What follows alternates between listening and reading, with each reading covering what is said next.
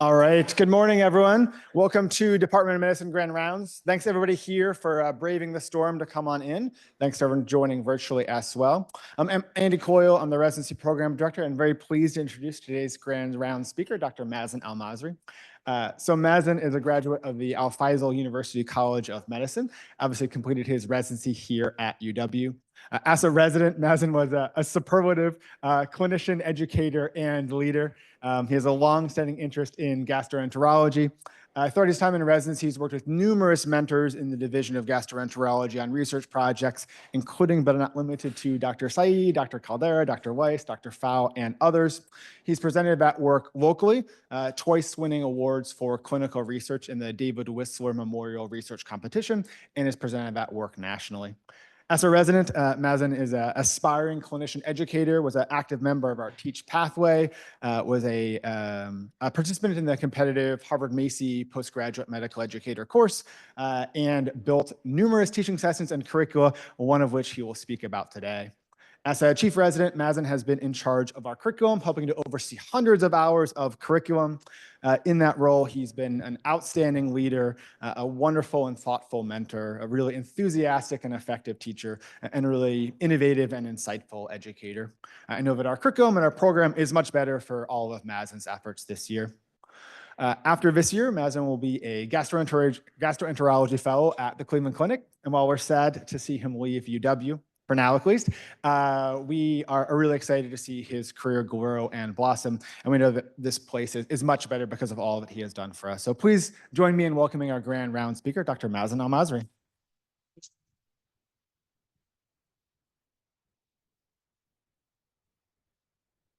Thank you, Andy, for your kind words, and thank you for giving me the chance to talk about my project and share my journey with you. I'm going to start by saying I don't have any financial relationships to disclose, and then going through our learning objectives for today's talk. So by the end of this talk, I hope you'll be able to describe the roles of international medical graduates in the US healthcare system, recognize the challenges IMGs go through during the transition phase or at the start of residency, discuss examples of interventions that can support IMG's success during the transition phase, and then reflect on how a structured orientation curriculum can support IMG's integration and success. So here is the roadmap for today's talk. Here is what I'm going to be talking about or going through. I'll start by talking about how IMGs strengthen and sustain the US healthcare system, share my story as an IMG, and then talk about the barriers IMGs face at the transition phase, talk about what interventions has been tried, what is reported in med literature, what did we do here at UW, and then conclude with some takeaway points and lessons that I learned throughout this journey. So let's start with how do IMGs strengthen and sustain the US healthcare system? IMGs account for 25% of practicing physicians in the US. That's 1 in 4 doctors. There are over 230,000 licensed IMGs currently in the US. They're coming from over 2,000 med schools across almost 170 countries. In the US, it's projected that by 2036, there will be shortage in physicians, up to 124,000 physicians, mainly in primary care, 41,000 positions in primary care, and even 83,000 in subspecialty care. And IMGs play a significant role in filling this gap.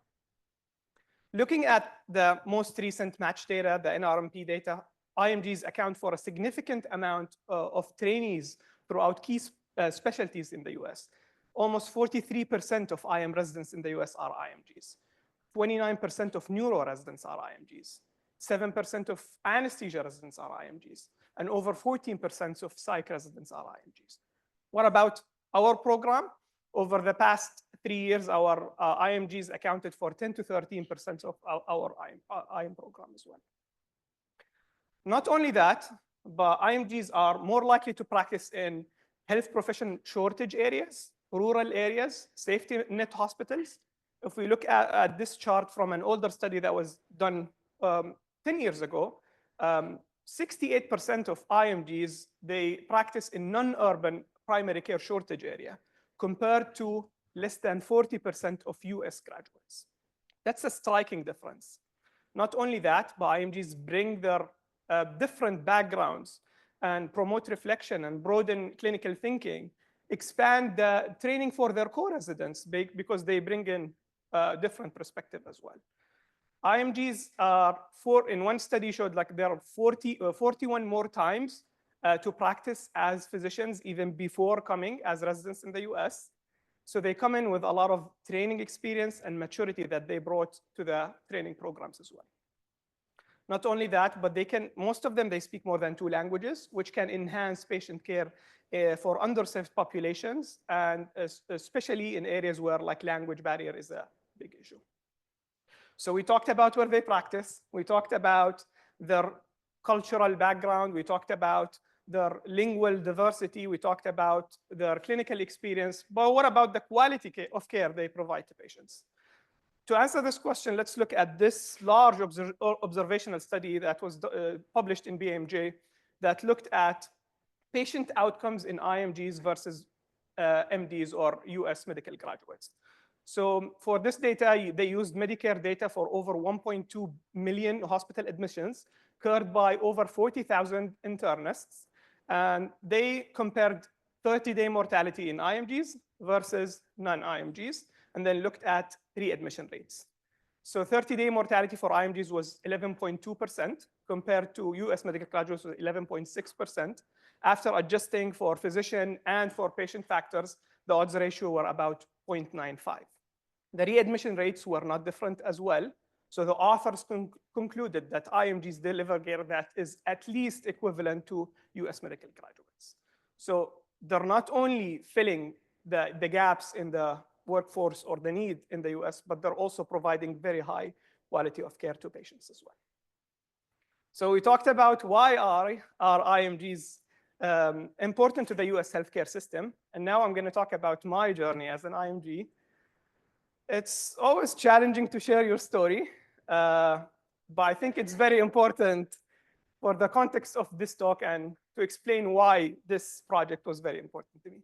So I'm going to go from this depressed picture of Mazen and give you more context to, you can see how excited Andy I am in the graduation. All right, so before I go to that, I just want to go briefly over how do IMGs match into the US residency.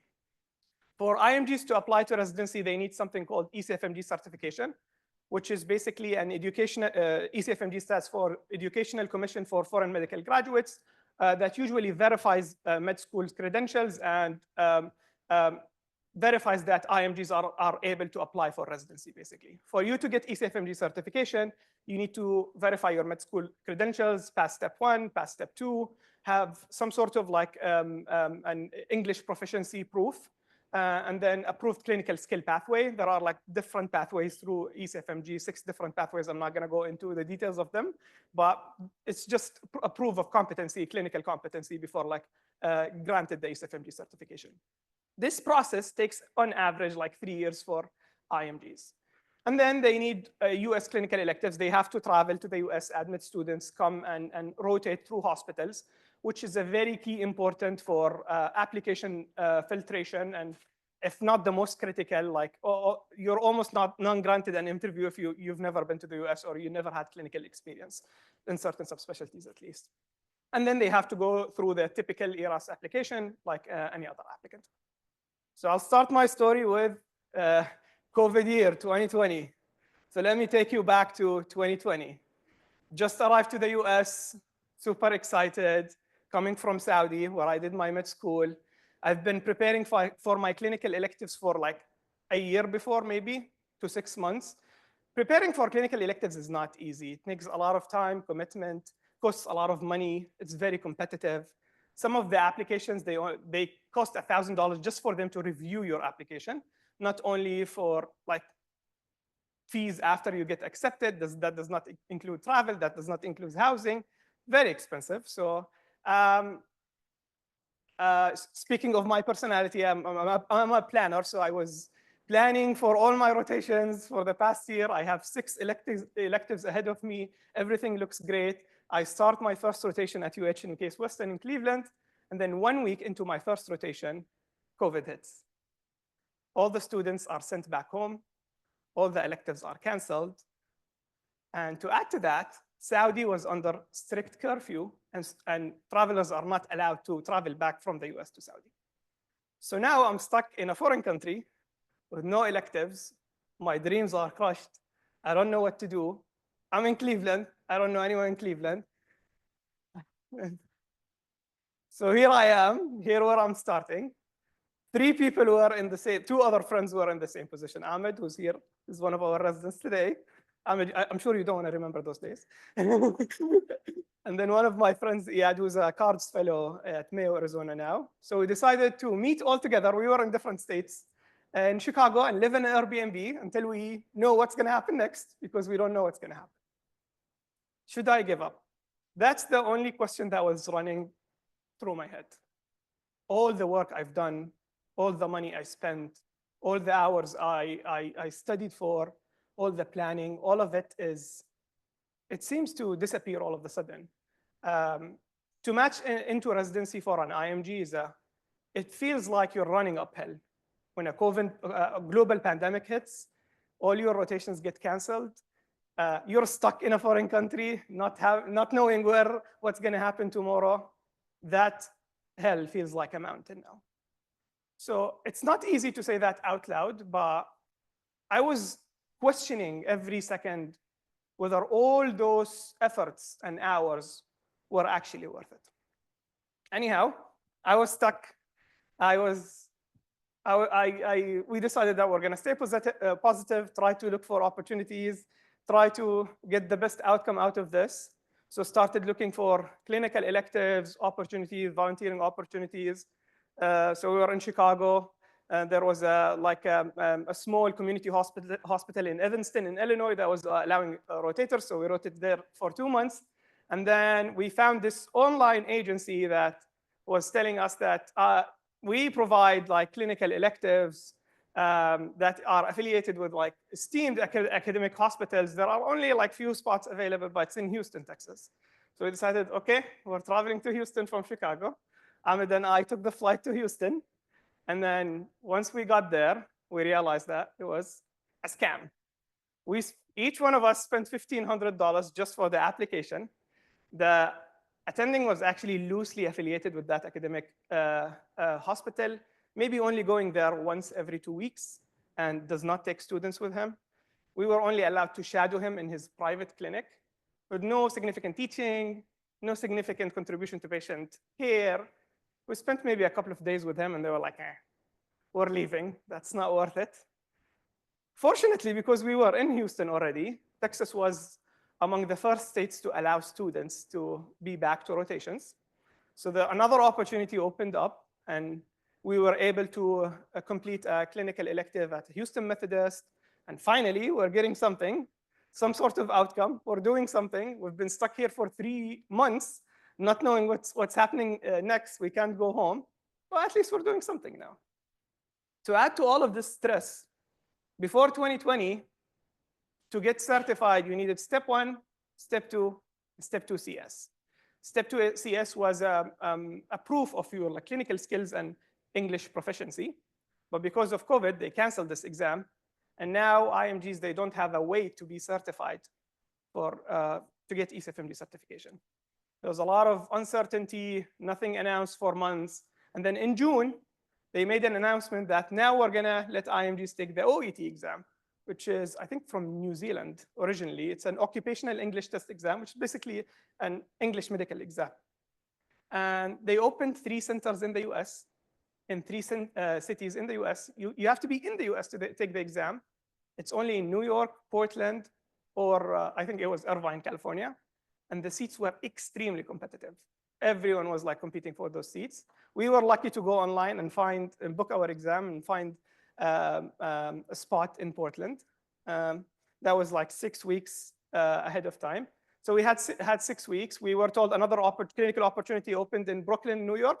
So we traveled from Houston to Brooklyn, New York. We spent a month there. And then after that, went to Portland to take our exam. And then 2 days before our exam, we get an email from the exam center that, oops, sorry, we overbooked applicants for the exam. Because of COVID restrictions, unfortunately, we're going to have to cancel your exam. But you can reschedule for free. but the next availability is in 6 months. So you're probably going to miss the application cycle. You're probably not going to be able to apply this year. Probably not going to be able to get my ECFMG certification. But given all what happened and all the uncertainties during COVID times, fortunately, we had a backup plan. And when we booked our exam, we booked a backup option in August. So we paid for 2 exams. So we had a backup option in August in Irvine, California, 6 weeks from our scheduled exam in Portland. So another opportunity opened up in Grand Rapids in Michigan, traveled from Portland to Grand Rapids, Michigan, did another clinical elective, and then traveled back to Irvine, California, just to take an exam for an hour, took my exam, and then by that time, finally, Saudi were like, now travelers are allowed to come back from the US. That was in August, after spending 8 months in a foreign country, not knowing what I'm waiting for next day. So I was traveling back to Riyadh, to Saudi, but at least with the ECFMG certification in my hand.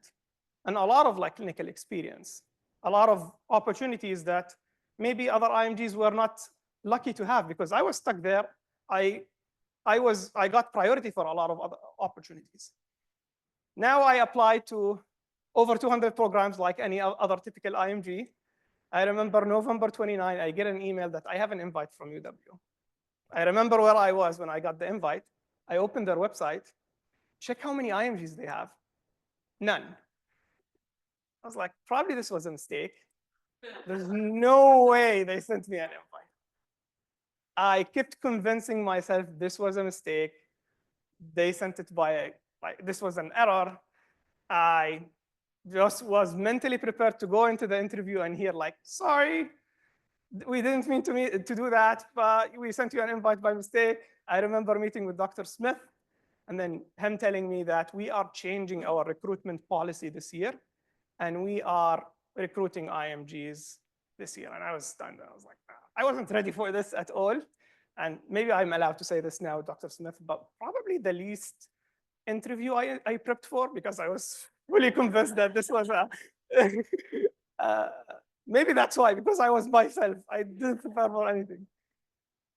Anyways, I really liked the program. I ranked them as my top choice. I really liked everyone in the department, the medical education aspect of it. And then match day, I get this email. You matched at your top choice. That feeling, it was overwhelming. All the setbacks, every mile I traveled, every hour I spent studying, all the uncertainty, it was worth it. I think that feeling can only be captured by this legendary scene. I really love this scene by Will Smith from the movie The Pursuit of Happiness. It was pure, indescribable joy. All right, so now I matched. Intern year is about to start. I'm coming to the US, landed in Mazen, Wisconsin. Never been to Wisconsin my entire life. Don't know anyone in the entire state. And then even before orientation week, I get an email from Dr. Smith that the 5 IMGs who got accepted, you are invited to my house to meet my family. And then we meet Dr. Smith and his family, and he sits with us and he tells us, I can't tell you how proud I am of you. It's not easy to leave your family, to travel for a new country, just to pursue better education. I'm really proud of what you are doing. You need to know now that you are part of the Smith family.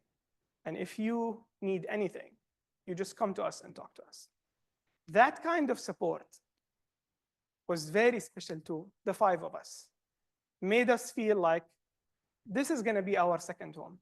We at least have someone to talk to if we have any questions now. All right, moving on to orientation day. This is a picture for me, Joshua, and Kwashi, 2 other IMGs in the program. Dr. Smith asked us to take this picture, actually. So it's like a dad taking a picture of his kids. So he asked us to stand up and wear our lab coats. Everyone was looking at us. It was weird. And then Dr. Smith was like, you're going to remember this picture. And here I am, Dr. Smith, remembering this picture. Some picture with my co-interns from intern year. This is a picture for me going for my first clinical day. I was on endo clinics, overdressed for clinic because this is how residents dress for clinic in Saudi. Didn't know that I'm going to be mistaken by the attending by every single patient. But probably was the last time I wore a tie for work. This is my first winter in Wisconsin, coming from Saudi, where like you only see snow in like the Home Alone movie. So it was definitely a new experience for me. I live across the street. I walk 5 minutes to work. So I kept convincing myself that I don't need snow boots. I can just walk for 5 minutes. But maybe after several falls, when I was about to break my arm, I was like, okay, this is stupid. You need good snow boots. Wasn't a year easy? Definitely not. This was a few months after I got to engage to my wife now, Maha, who was a med student. We were doing long distance relationship across the continents, 8 hours difference. She was a med student. I was an intern. I was waking up 4 a.m. in the morning every day so we can talk for an hour before I go to work, because by the time I'm done with work, it's already past midnight in Saudi. Also, I didn't take a single day of vacation till the end of my intern year because I wanted to go home, get married, have some time after my wedding. So I worked 12 months in a row and then had 4 weeks actually of vacation at the end in June. All right, moving on to senior years. Before even moving on to senior years, I remember getting an email from Andy and Dr. Smith that were inviting you out for dinner, all the 5 IMGs. They sat with us and they were like, we are recruiting 6 new IMGs this year. We want to hear your experience. What can we do differently? How can we support IMGs? When you hear this from program leadership, when you know how much they value the things you add to the program, you feel like you want to give back. You want to contribute as well. You want to help. So I came up with this IMG guide. It was very basic booklet that had some information about where to find housing, how to get your social security number, how to get your driver's license, how to dress for winter, which was a big one for me. I sent it to all the IMGs, and I remember Oscar posting about it on Twitter or X now, that how much he appreciates this and how much he feels supported and included, even before coming to Madison. And then 2 weeks later, I get an email from Dr. Schnapp saying, I saw your IMG guide. Let's meet and talk about it more. I meet with Dr. Schnapp, and she kept like emphasizing on how an important initiative this is. How can we disseminate this among other divisions within the Department of Medicine, even beyond? This is great. Thank you for doing this. When you hear this from your department chair, that makes you feel like the work, even the small that addition that you're adding, means a lot. And then I joined the Teach Pathway as a second year. I'm interested in medical education. I was looking for a capstone project. I reached out to Dr. Schnell and told her I had an idea. I was like, maybe I want this to be my capstone project for 2 years, but Dr. Schnell had a different vision for me. And she told me, you already had some work on the IMG guide. Why don't you create a medical education project out of this? This is a great initiative. It's clearly described as needed in literature, and not a lot of work has been done about it. I was like, okay, great, that's what I'm gonna do. And also, I applied for chief year during my second year. Even by the end of intern year, I expressed my interest to Andy that I'm really interested in medical education. I really wanna apply for chief year. Applying to chief year is not straightforward as an IMG. We never had an IMG chief before this year. You need accreditation through GME or something called non-standard training. We never had that before. The easy answer for Andy was to say, sorry, GME does not allow it. But that's not who Andy is. He told me, I'm not going to make any promises for you, but I'm going to contact my friends from other programs and other PDs, talk to GME, push for this accreditation to happen, and give you a fair chance to apply like your co-residents. And here I am today. And then not only that, Andy pushed me to take this opportunity to participate in the Harvard Macy program and learn more about how to build a medical education curriculum and how to approach a medical education project from a scholarly manner. I remember this year, I probably already traveled for 3 conferences, and the application fees for the Harvard Mason program is $4,000. Somehow they found me funding. Don't quote me on that. Maybe I shouldn't say that. It was my 4th one. So this is how supportive they were to any initiative that is gonna support my career growth. Also, going back to how supportive Dr. Schnapp was, by the end of 2nd year, I get an email that you were selected for the chair award for fostering an inclusive environment for IMGs. And my project was still a baby project back then, but I was getting every single support I needed to keep going. All right. Happy ending, I guess. Residency graduation. This is a picture of me and Andy probably giving him the strongest handshake ever. And then 2 very special pictures that are close to my heart. The 5 IMGs with Dr. Smith. We felt it throughout the graduation, how proud he was throughout the entire ceremony. He believed in us from day one, and he celebrated our success on our graduation day. So this was my story. This is one story out of so many different IMG stories. Probably a privileged one for someone who was able to travel, afford all these electives, all this travel, pay for exam twice. A lot of other IMGs, they have financial hardships. They're providing for a family. They're supporting their parents. And their stories are way more influential than mine. All right, going back to our roadmap. So next thing we're going to talk about is what are the barriers faced by IMGs during the transition phase. I'm just going to highlight a few themes that are clearly described in medical education literature, starting with the cultural and communication barriers. They have sometimes difficulty adapting to the concept of shared decision-making. That model might be different in other countries or where they practice medicine. Empathy expectations, layperson communication styles. I remember talking to my senior 3 months into interning, and I was like, I have a question for you. And my senior was like, what? And I was like, where is OSH Hospital in Wisconsin? And why are they sending us every single patient they have? Aren't there another like referral hospitals in Wisconsin? My senior started laughing and he told me, Mazen, that is not a real hospital. That only stands for outside hospital. So it doesn't mean anything. That can be any hospital. Okay. And then I remember one day I was presenting to my attending and I was like, this patient came in after RTA and everyone looked confused and I was like, what? And my attending was like, what do you mean by RTA, like renal tubular acidosis? I was like, no, I meant road traffic accident. I was like, we usually say MVA in the US, and in Saudi we say RTA. Apparently, I didn't know that. So no one was actually know what I'm talking about while I was presenting on rounds. Even nonverbal communication skills. And in some cultures, for example, when you're talking to someone with a higher hierarchy, like not keeping eye contact can be understood as like part of respect. But in the US, it's like less engaged, you're not interested, sometimes even disrespect that you're not looking at them while you're talking to them. So these kind of differences can cause some barriers as well. Not only that, but barriers related to clinical practice and system knowledge gaps, unfamiliarity with the electronic medical systems.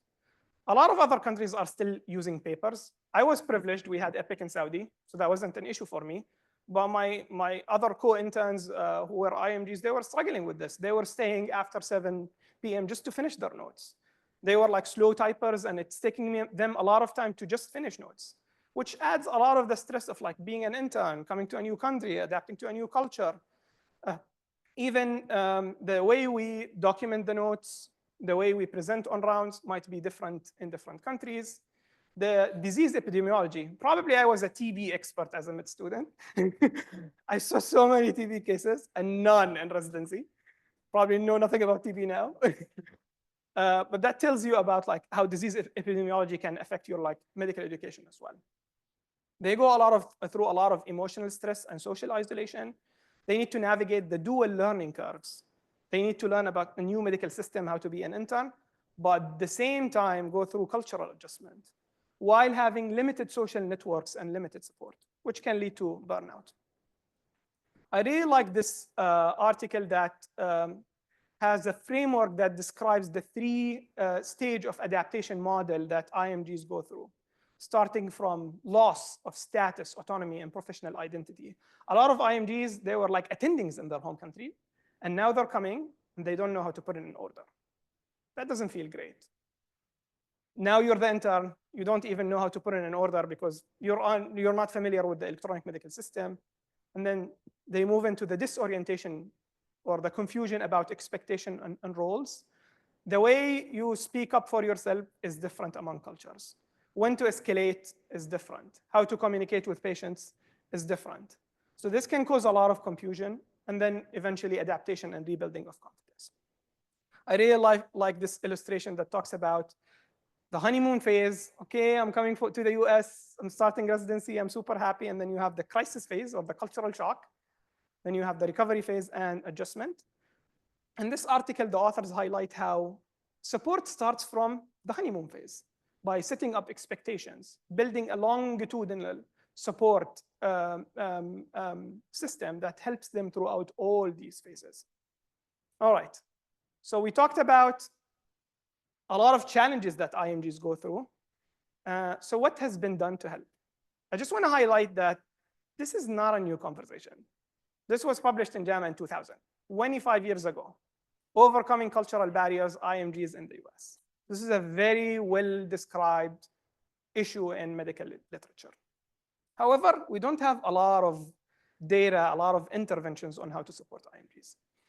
I really like this article that talked about Maslow's hierarchy of needs and adapted the concept of Maslow's hierarchy. For anyone who's not familiar with this concept, it's a psychological framework that organizes the needs of human beings into 5 different stages. Stage 1 is like basic needs and necessities. You need food, home, shelter. Stage 5 is like aspirational, where like you become creative, you go into leadership roles. And for you to be able to go to stage 5, you need to be able to go through all of these stages. So for IMGs, addressing housing issues, if they're having any licensing challenges, or do they have emotional support? Do they have do they feel they're belonging to the community? Are they blending in, or do they feel like social isolation? Are they regaining their self-confidence? Are they regaining their autonomy before reaching out to the self-actualization phase, or where they have creativity and leadership roles? I'm just going to go quickly through like some studies that highlighted some interventions that can be done to help support IMGs during the orientation phase. So this is a study from Australia, which tells you about how much deficiency we have in literature. That was done for IMGs, IMGs in Australia. They created a 3-month peer program with 6 meetings. They included 13 IMGs. They just sat with the IMGs, gave them a chance to talk about stress management, networking, health system navigation, allowing them to voice their concerns. And then they scored their, I think, anxiety and their perception on how they're feeling supported before and after. And there was a statistically significant reduction in stress just by giving them a chance to talk through these like peer support groups. This is another study that looked at structured workshop for improving chart documentation. So they did a series of hour-long interactive workshops. They included internal medicine IMGs. They basically reviewed and critiqued the actual notes written. They used the standardized format to evaluate those notes, and then they gave them feedback. Even before doing that, they started with needs assessment and asked them, what do they think about these ideas? And IMGs expressed a high interest in getting formal education about chart documentation. And then when they did a longitudinal assessment, most of the participants, they reported that they applied the lesson they learned from the workshops to their daily work. This is one of the few structured orientation curricula that are published for IMGs in Meded Portal. I did adapt a lot of my work from this article, used it as a framework for me. Very well done study done in pediatrics, where they did an orientation curriculum for IMGs who were recruited into pediatrics. They did a 4-workshop orientation series focusing on 4 main topics: US medical culture and patient-centered care, communication during difficult encounters, psychosocial history taking, and health literacy and the teach-back method. They did the educational activities in different strategies. They had didactics, they had role-play simulations, they had small group discussions, they had reflection exercises. And then they assessed the outcome by assessing satisfaction after each workshop. They used this validated tool, the PPOS, the Patient Practitioner Orientation Scale, which is a scale that can score how patient-centered a physician is. So they did a pre and post test, and then they did a 1-year follow-up survey. So the PPOS results showed a statistically significant increase in a patient-centered score. The satisfaction scores for all the workshops were really high. And then 1-year follow-up themes were like better ability to navigate difficult conversations, greater confidence and empathy, and retained concepts and techniques, including the teach-back technique. All right, so now moving on to what did we do here at UW? We started, after doing a very thorough literature review, we decided that we're gonna look at our residents, what experience they had during their transition phase, and let's start with the needs assessment. So we surveyed all our IMGs, and we had 13 IMGs, including myself, so 12 participated in the study. I did not take the survey. We had 2 IMGs in first year, 6 IMGs in second year, and then 4 IMGs in third year. And then all of them, we had 100% participation rate. We asked them to score from 1 to 5. How important do they think each component of these is for an orientation curriculum for IMGs? We gave them 20 items and asked them to score them. These 20 items were based on literature review mainly, and then asked them if they have any addition to the curriculum. These were the most highly rated items. So they wanted a welcoming session where they meet everyone, and someone talking about visa onboarding. That's a lot of stress for IMGs, just the paperwork, what to do, what not to do. It's a new process, so they need someone to walk them through it. EMR training. They wanted extra help with the electronic medical system, so maybe an extra EMR training session. Early peer mentorship.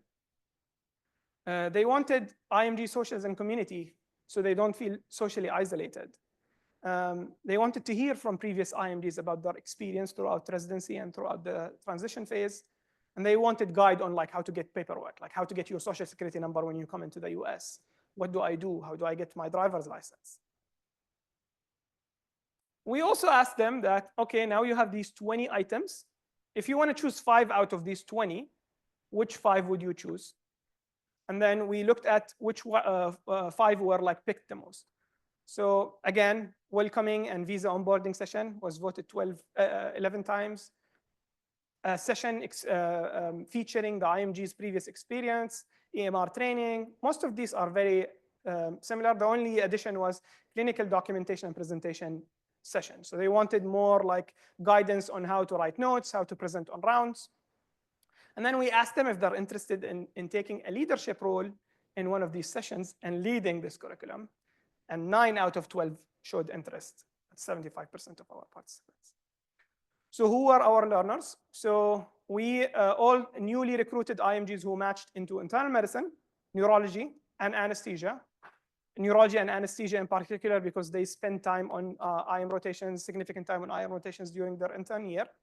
And then I sent them an email asking them if they're interested in joining. Everyone said yes.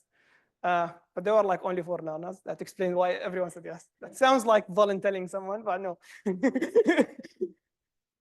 So we had 4 learners in total. So, and then based on the assessment need, literature review, we designed our curriculum.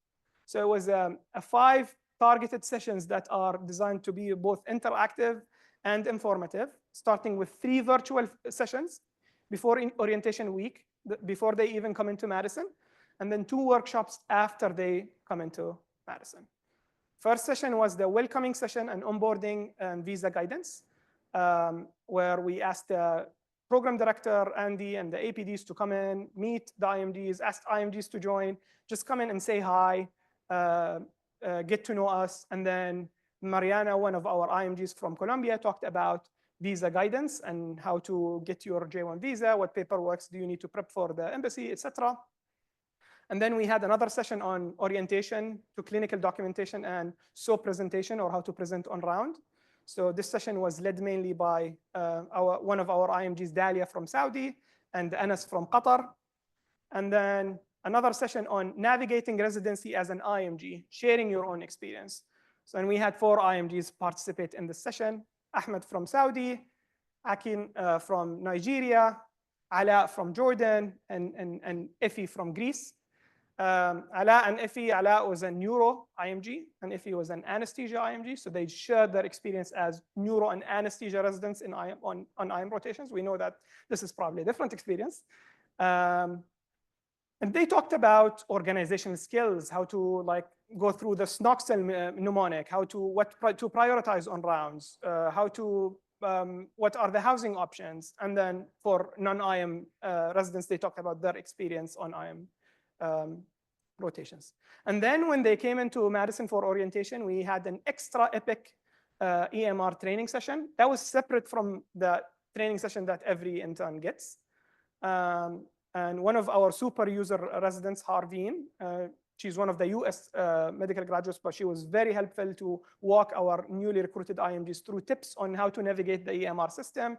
So it was a 2-hour workshop where we had a few people from the EPIC team come in and talk about how to do an admission, discharge summary, how to put in a note, etc. And then Harveen was walking them through the shortcuts and how to do things efficiently. I felt I learned a lot from this session. I was like, I wished Harveen was there when, when I was an intern. And then we also, 3 months into intern year, we also had a workshop about communication skills and de-escalation strategies led by one of our IMGs, Joshua from Ghana, that talked about, started with a 30-minute didactic on like how to early recognize an angry patient or a difficult encounter. What are the 10 different domains that you can use to de-escalate? And then they had the 2 interactions with SPs where they can practice what they learned. And then we evaluated our curriculum by 2 main ways. We did evaluate for learner satisfaction. So we surveyed every learners after each session, asking them how did the workshop, the session go, how did they like each part of the session.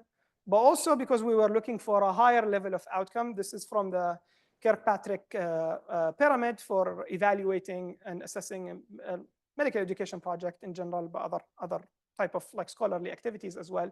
We were looking at level 3, the behavioral change.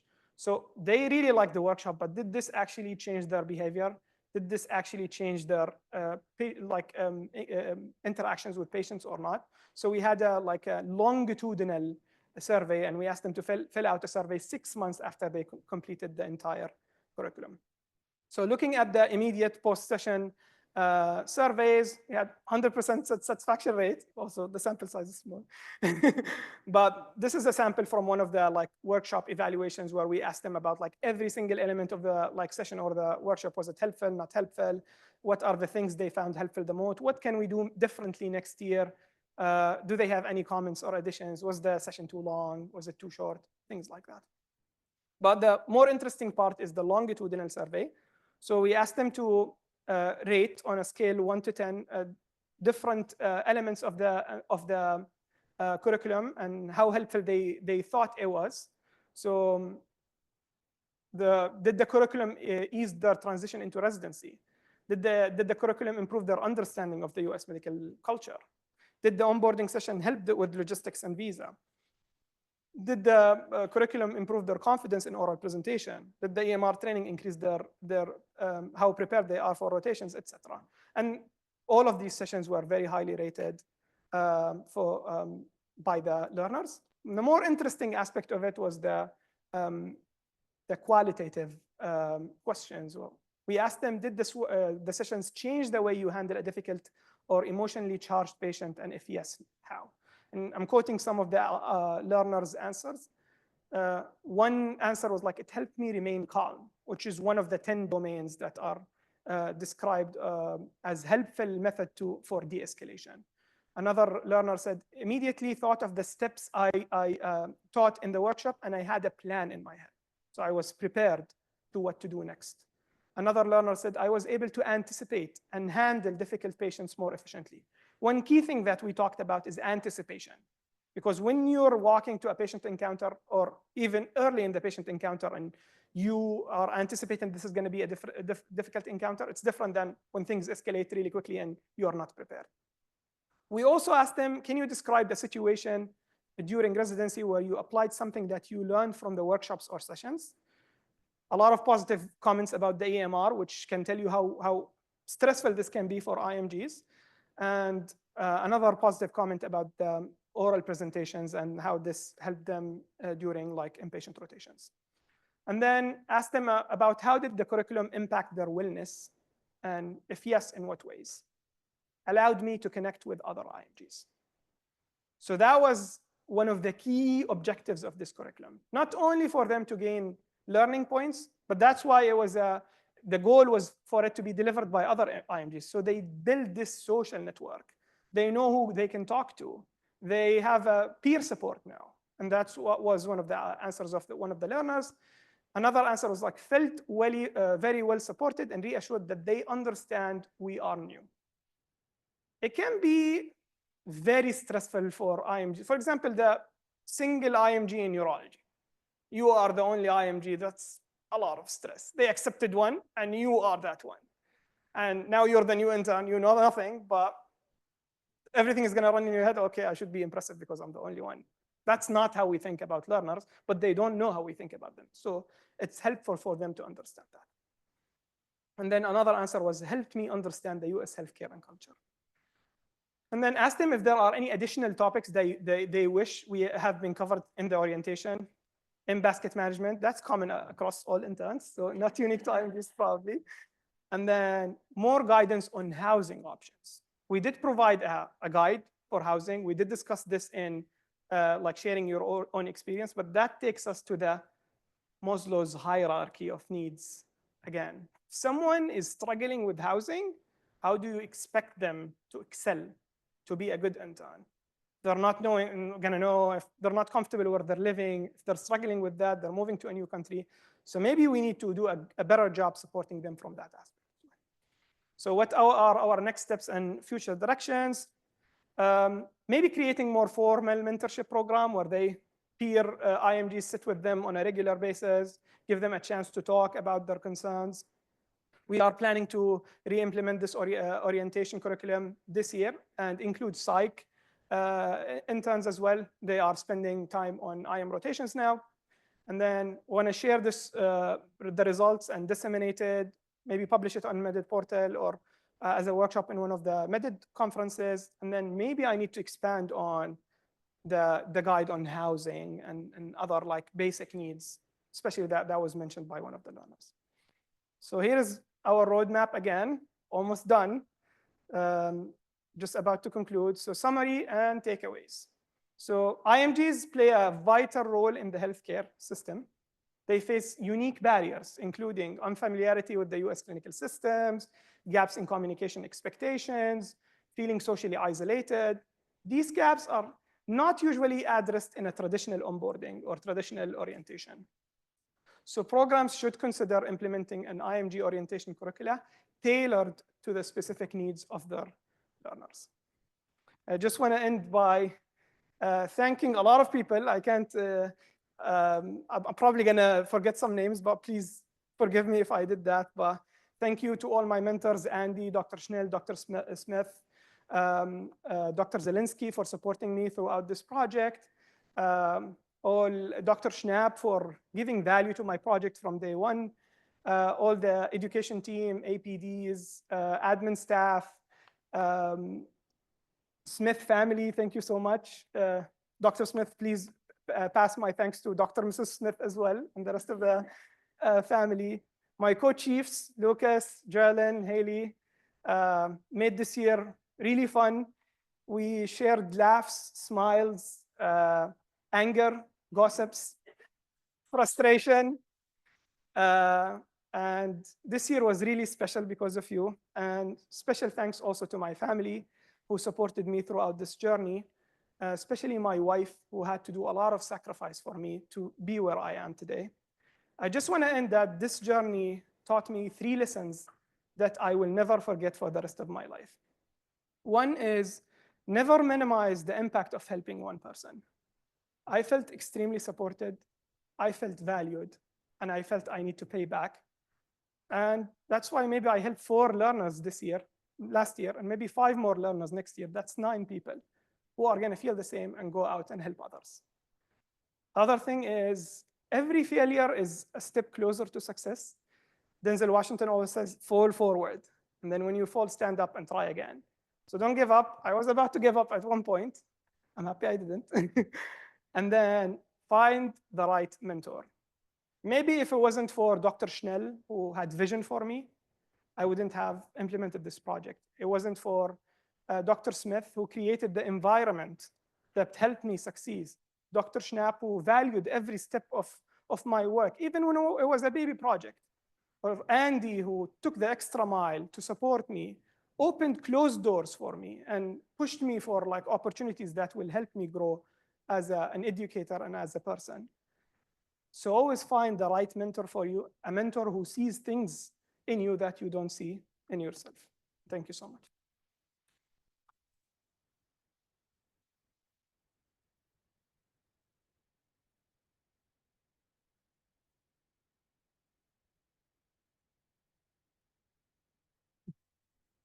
All right. Thank you, Mazen, for a wonderful presentation. We have a little bit of time for questions. I'll start by just expressing my gratitude to Mazen for 2 things. One is the remarkable work in helping us build a program that can allow all of our residents to thrive. And I think the work you're doing is so, so important. So I'm incredibly grateful to you.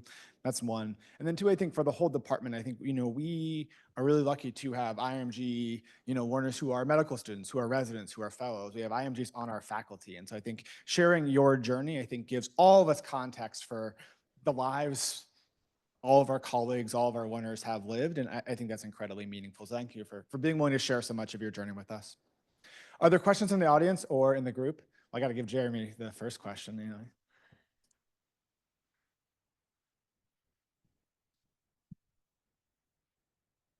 Thank you, Mazen. That was a phenomenal talk. I think we all learned a lot. I just want to say something about what you've talked about the last hour. So it was almost 5 years ago that we were making this decision about recruiting for the first time international medical graduates into our residency program, something that had not been done for decades with few exceptions. And it was safe to say that it wasn't clear how it was going to turn out. And it turned out amazing. You and Estefania and Joshua and Korshi and Keshvi were shining stars in the residency program, as were all the IMGs who came after you. And it is no, we have to say that you all completely validated to a degree that we didn't even anticipate the decision to incorporate IMGs. You spent a lot of time in this talk talking about how happy you were to have the support and how good it made you feel to have everyone supporting you and backing you. But I just want to express on behalf of the department how grateful we are for you and for all of your IMG colleagues, those that are here and those who aren't, for enriching our environment in ways that we never could have anticipated. So thank you to you and to all of your colleagues.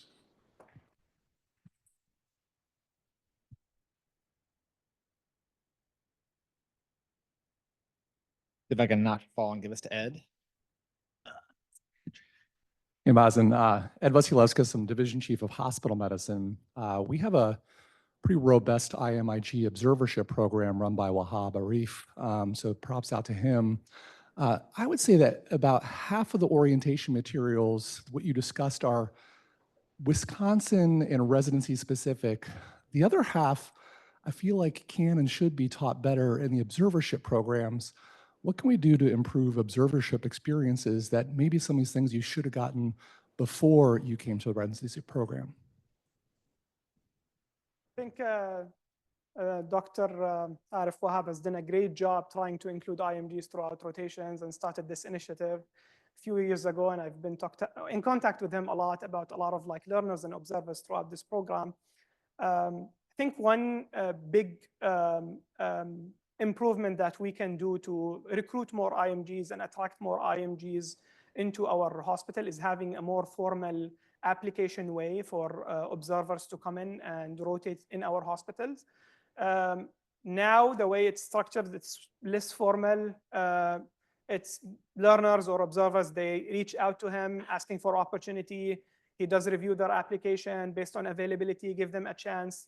A lot of other hospitals throughout the US, they have a very formal process where they can allow clinical electives. And they have a review committee that reviews applications and potentially see if those are candidates for IM residents in the future as well.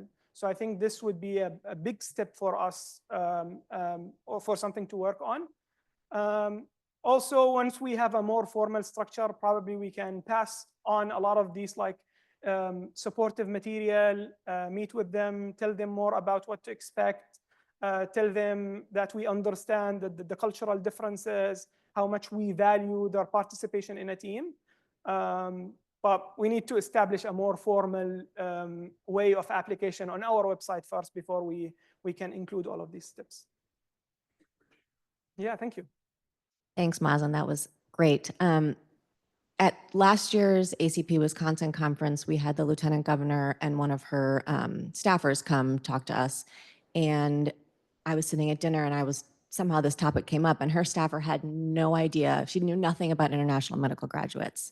And I suspect the lieutenant governor is not much different. So are there any efforts being made at the government level, at the policy level, to really educate the policymakers on how much IMGs can contribute?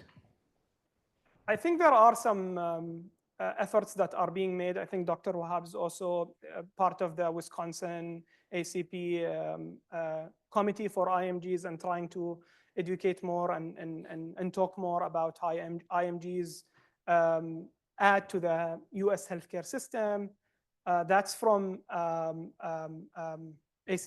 Wisconsin perspective, but also from other hospital perspective. I think as we continue to expand and give more opportunities to fill in those gaps and enrich the healthcare system in the US, more IMGs will be in leadership roles and advocate for more IMGs and help others. And this is like a positive butterfly effect where it helps everyone. It enriches the trainees training from US graduates to IMGs to everyone, the patient outcome, and even the way we understand each other and the way we think about each other's culture, the way we grow as people, like personally grow, not only like clinically. One question from the chat, maybe our last question from Dr. Cheda, who said, amazing, and thank you for sharing your personal story. So she notes that kind of some residency programs have a higher percent than IMGs than others. Do you think there's an important percent that helps ensure success? Like, is an N of 1 sufficient, or should programs target some number or percent? And then her last question was, are there specific things non-IMG peers can do to support IMGs? So do you feel like, being alone in a program is a challenge over some sort of number program should target? And then what should we tell our faculty about ways to support all of our IMGs? I think for the first question, it's a bit challenging because I don't think about it as like certain programs, they recruit more IMGs less IMGs because they don't want to recruit less IMGs. Sometimes they intend to recruit more IMGs, but IMGs prefer to go to a program where there are more IMGs. They don't feel more socially isolated. So at one point, probably you need to break the cycle and grow the IMG community so to help them be more included. But I don't know if there's an actual number or percentage that should be the right answer. It depends on the setting. It depends on the need. It depends on the goal from recruiting IMGs. I think having some IMGs will always add to the program, whether that's one person or half of the program, or maybe all the program. But I don't usually think about it as that there is a specific number that we need to target. And I'm not sure if that was studied before. For the other question, for non-IMG colleagues, how do they support their IMG colleagues? I think the biggest thing, again, is normalizing having IMGs in the program is gonna change everyone's perspective and everyone's perception about having IMGs in the program. When we were the first 5, it was a new change. It wasn't easy, but now after 4 years, I don't feel like IMGs, they feel different than any other trainee in the program. And they feel well supported. Surprisingly, which acts against a lot of like psychological theories, most of IMGs, they have non-IMG friends, so they don't try to go with other IMGs. So I think they feel well supported, and I think the easiest way for us to include them is to just normalize having more IMGs. And when one of your attending is an IMG, you're probably gonna feel this is a normal thing to have. One of my co-interns are IMGs, one of my co-residents are IMGs, versus this is the first IMG I'm interacting with, this feels different. I don't know how to talk to that person. They're normal people like everyone. I think that's a wonderful way to end. I think obviously there's never been a better time to support all of our colleagues, IMG or otherwise, given the times we're in. So we're right at time. I want to thank Mazen for a wonderful wonderful talk. Thank you all for attending Grand Rounds.